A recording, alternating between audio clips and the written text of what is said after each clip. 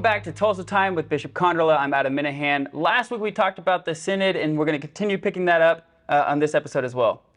Yeah, we were saying last week that the Synod is simply a large version of an important listening session for the church throughout the world.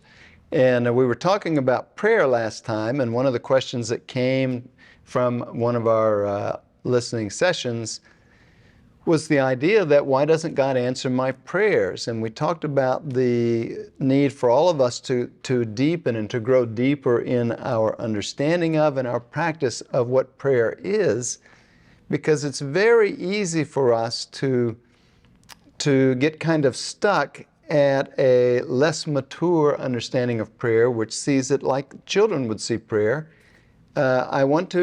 I need a new bike, and so I pray and ask God for a new bike, and then if I don't see a new bike show up, I think that God didn't answer my prayer. A transactional prayer. But think about that compared to, say, for example, the life of contemplatives in a monastery. Mm-hmm. There are people in our own diocese, at Clear Creek Monastery, for example, there are people whose vocation, whose call from God is to come apart and to live cloistered, that is to say, to live within the walls of an institution like a monastery, and to dedicate their lives to communion with God in prayer.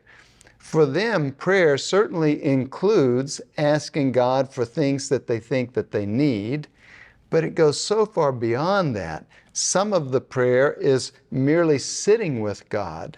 Here's something that you can try for people who are wanting to experience a deeper sense of prayer.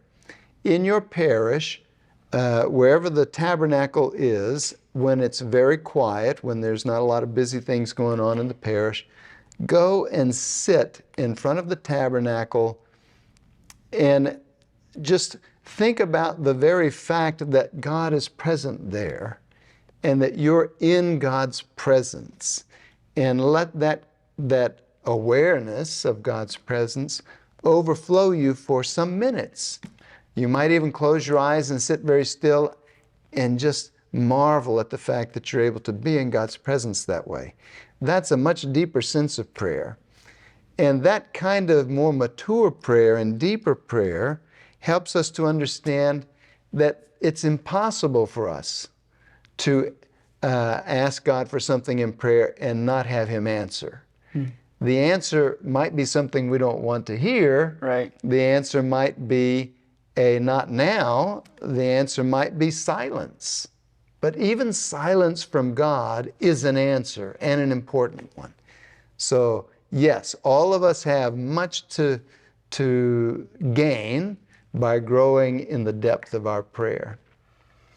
Okay, so one of the questions that was asked in the Synod was, what concerns do you have about the church, and what challenges do you experience in your life with Christ and His church? So last week we talked kind of about the positive side of what the church, the joys of the church. This one is more of what concerns do we have about the church and the challenges in our lives. One of the answers was a great concern seemed to be a lack of evangelistic action, particularly towards those who have stopped attending Mass due to COVID. So how can we reach out to those people who aren't going to Mass anymore? Yeah, this is one of those observations that comes to all of us, a recognition that many people who grew up Catholic, for example, may have stopped practicing the faith. How do we invite them back? The question contains its answer. For every person who is a baptized believer, that baptism wasn't merely the washing away of sin when you were a little child. Most of us were baptized as babies. It was you could say it was the initiation of the person as a disciple of Jesus Christ. When we were confirmed and we received the gift of the Holy Spirit, well, the Holy Spirit now dwells in us by choice. So what is the answer to the question, how can we invite people back? On the authority of your own baptism, on the power of the Holy Spirit who resides within us, to simply go and invite them. Right. Would you like to come to Mass with me some Sunday? I'd love for you to come and meet the people that I go to Mass with. If that seems too direct, be suave and debonair and think of some other way to invite them. But it simply is, and there's no other way around this. There's no program that's going to do this. There's no podcast. There's no lecture at the parish. The only way, and it's been this way from the beginning. How did Jesus find his first 12? He walked along the beach and he invited them. The power of personal invitation. The power of personal invitation. Think of your own life. The things that you're likely to accept an invitation to are likely to be those things that come from people you know and like. People who you have a relationship with.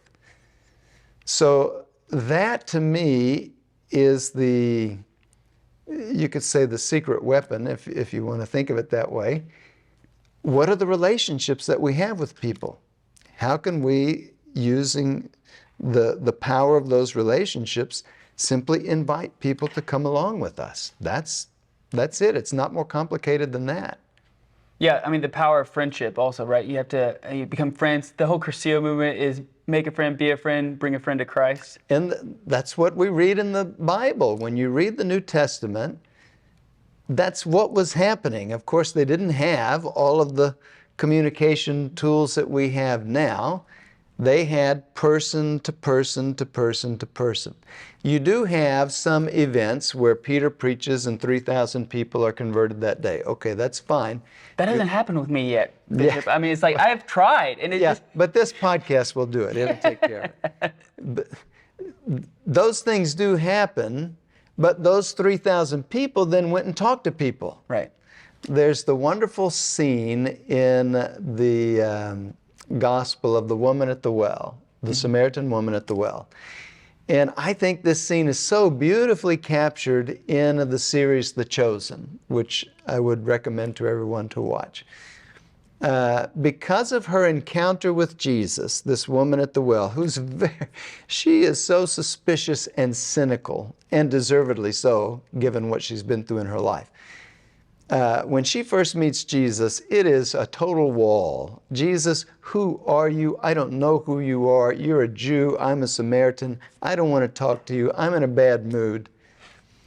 But Jesus showing that he cares for her, showing that he knows her, showing that he loves her, is enough to cause her to listen to him. And in listening to him, she hears that something new is coming into the world. He is the new thing.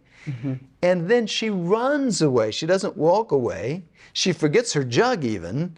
She runs back to town so she can what? Invite. So she can tell people. That's for us. Yeah. One of the questions that was, I want to quote it so that way, go ahead, No, we're running out of time. Okay, so a lot of it had to do with the church's teachings on sexuality. So let me just quote something and I'd like to get your reaction to it. It says, I feel that the church can be unwelcoming to those who experience same-sex attraction. Why does the church not accept those people for who they are? Now, this is the exciting segue into next week's episode of this podcast. All right, so thank you so much for tuning in to Tulsa Time with Bishop David Konderla. We look forward to seeing you next week.